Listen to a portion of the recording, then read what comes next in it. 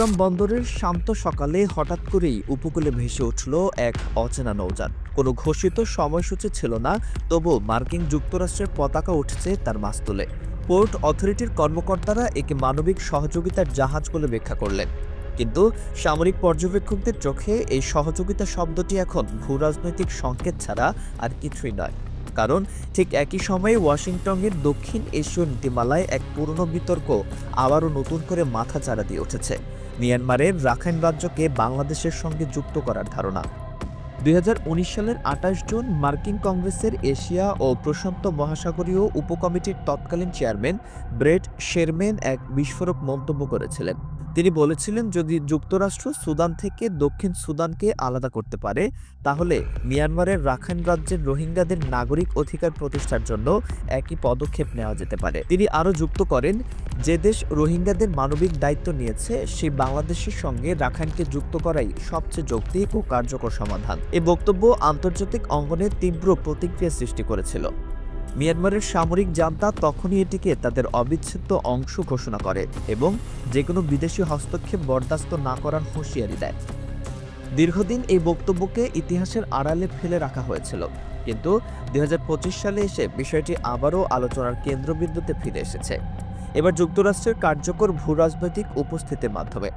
চট্টগ্রাম ও কক্সবাজার উপকূলে সম্প্রতি বাংলাদেশ এবং মার্কিন যুক্তরাষ্ট্রের মধ্যে যৌথ সামরিক মহড়া অনুষ্ঠিত হয়েছে। আনুষ্ঠানিকভাবে বলা হয়েছে এটি মানবিক সহায়তা ও দুর্যোগ প্রতিক্রিয়ার মহড়া, কিন্তু আন্তর্জাতিক সামরিক পর্যবেক্ষকরা বলছেন, মহড়ার ব্যাপ্তি ও সরঞ্জামের মাত্রা দেখে স্পষ্ট বোঝা যায় এটি নিছক প্রশিক্ষণ নয়, বরং দক্ষিণ বঙ্গোপসাগরে মার্কিন কৌশলগত উপস্থিতি শক্ত করার একটি সুপরিকল্পিত ধাপ। ওয়াশিংটন ভিত্তিক সাউথ এশিয়া পলিসি ফোরাম মন্তব্য করেছে, চট্টগ্রাম হচ্ছে আমেরিকার জন্য আদর্শ সামরিক লজিস্টিক হাব। এই কেন্দ্র থেকে তারা একসঙ্গে দক্ষিণ পূর্ব এশিয়া, আন্দামান এবং বঙ্গোপসাগরের গতিবিধি কার্যকরভাবে নজরদারি করতে পারবে। বাংলাদেশ সরকার যদিও জোর দিয়ে বলছে যে মহড়া মানবিক প্রশিক্ষণেরই অংশ, কিন্তু প্রতিরক্ষা বিশ্লেষকরা মনে করছেন এই অংশীদারিত্ব বাংলাদেশের উপর ভবিষ্যতে কৌশলগত চাপ সৃষ্টি করতে পারে, বিশেষত রাখাইন ইস্যুকে সামনে রেখে। মিয়ানমারের রাখাইন রাজ্য এখনও ভয়াবহ রক্তক্ষয়ী সংঘাতের শিকার। আরাকান আর্মি এবং জান্তা বাহিনীর সংঘর্ষে অঞ্চলটি কার্যত ছিন্ন ভিন্ন হয়ে আছে। জাতিসংঘের হিসাব অনুযায়ী এই সংঘাতের কারণে অন্তত ৩ লক্ষ মানুষ বাস্তুচ্যুত হয়েছে। মার্কিন বিশ্লেষক জেমস হেনরি বলেন, রাখাইন এখন দক্ষিণ এশিয়ার পরবর্তী ভূ রাজনৈতিক সংঘাতের কেন্দ্রবিন্দুতে পরিণত হচ্ছে। এই পরিস্থিতিতে চীন ইতোমধ্যে গভীর উদ্বেগ প্রকাশ করেছে।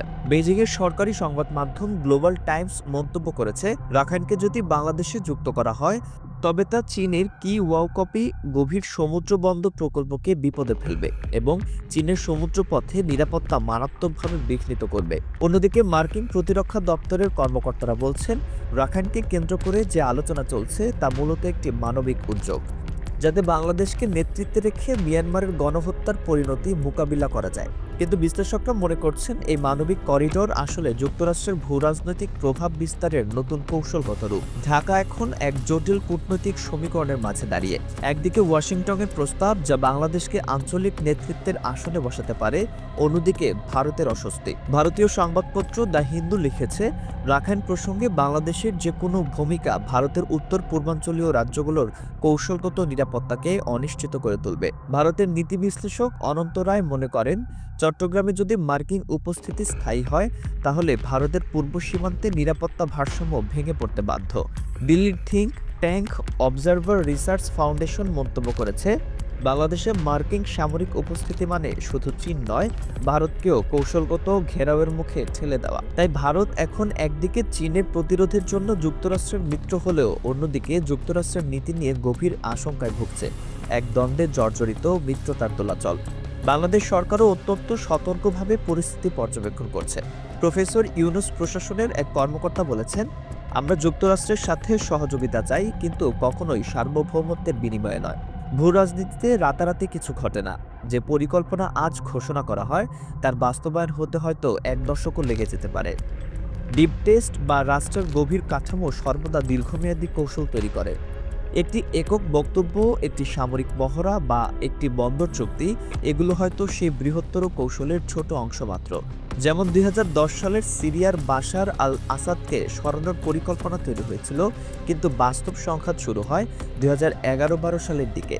ঠিক একইভাবে রাখাইনকে কেন্দ্র করে যে ছায়াযুদ্ধ চলছে তা হয়তো আগামী এক দশকের বড় সংঘাতের ভূমিকা তৈরি করছে। রাখাইন এখন আর শুধু মানবিক সংকট নয়, এটি হয়ে উঠেছে দক্ষিণ এশিয়ার ব্যালেন্স অফ পাওয়ার পরিবর্তনের মূল উপকেন্দ্র। বিশেষজ্ঞরা বলছেন, যদি আরাকান আর্মি ক্রমে রাখাইন দখল নিতে থাকে এবং মিয়ানমারের কেন্দ্রীয় সরকার দুর্বল হয়, তবে আন্তর্জাতিক খেলোয়াড়রা সেই শূন্যতাকে তাদের মতো করে ব্যবহার করবে। এই ব্যবহারই একদিন রাখাইনকে বাংলাদেশের সঙ্গে যুক্ত করার বাস্তবতা তৈরি করতে পারে, অথবা আরও বৃহৎ আঞ্চলিক পরিবর্তনের সূচনা ঘটাতে পারে, যা ভারতীয় উপমহাদেশের মানচিত্রকেই পাল্টে দেবে। বাংলাদেশের বিমান বাহিনী এখনও সীমিত সক্ষমতা রাখে। চীনের তৈরি FM-90 ক্ষেপণাস্ত্রের সর্বোচ্চ রেঞ্জ মাত্র ১৫ কিলোমিটার। কোনো আধুনিক ফাইটার জেট বা দীর্ঘপাল্লার এয়ার ডিফেন্স সিস্টেম বাংলাদেশের হাতে নেই। এই প্রেক্ষাপটে যুক্তরাষ্ট্র দুর্যোগ প্রশিক্ষণ নামে নতুন সমঝোতার প্রস্তাব দিয়েছে। প্রতিরক্ষা বিশ্লেষক মাহবুবুর রহমান বলেন, এটি কেবল মানবিক সহায়তা নয়, বরং বাংলাদেশকে ধীরে ধীরে একটি কৌশলগত নির্ভরতার দিকে নিয়ে যাওয়ার প্রক্রিয়া। তবে প্রফেসর ইউনূসের ঘনিষ্ঠ কূটনীতিকদের মতে বাংলাদেশ বাস্তববাদী নীতি নিয়ে অগ্রসর হচ্ছে। সহযোগিতা থাকবে, কিন্তু কৌশলগত দূরত্ব বজায় থাকবে। বাংলাদেশ এই মুহূর্তে এক কঠিন ভারসাম্যের রাজনীতিতে দাঁড়িয়ে আছে, যেখানে একদিকে যুক্তরাষ্ট্রের প্রভাব, অন্যদিকে ভারতের নজরদারি, আর পেছনে চীনের নীরব উপস্থিতি। রাতের আকাশে চট্টগ্রাম উপকূলে আবারও দেখা গেল মার্কিন বিমান। কর্মকর্তারা এটিকে দুর্যোগ ব্যবস্থাপনা অনুশীলনের অংশ বলে ব্যাখ্যা দিলে, কিন্তু স্যাটেলাইট চিত্রে দেখা গেছে বিমানটির পাশে একটি নতুন রাডার ইউনিট স্থাপন করা হচ্ছে। ঢাকার কূটনৈতিক মহল নীরব, মিয়ানমারের জান্তা বাহিনী সতর্ক, আর ওয়াশিংটনের বিশ্লেষকরা নতুন মানচিত্রে চোখ রাখছেন। প্রশ্ন একটাই, বাংলাদেশ কি দক্ষিণ এশিয়ার নতুন ভূরাজনৈতিক ফ্রন্টলাইন হতে চলেছে? বঙ্গোপসাগরের হাওয়ায় ভেসে বেড়ায় সেই পুরনো সত্য, যখনই সমুদ্রের ঢেউ বদলায়, ইতিহাসও দিক পরিবর্তন করে।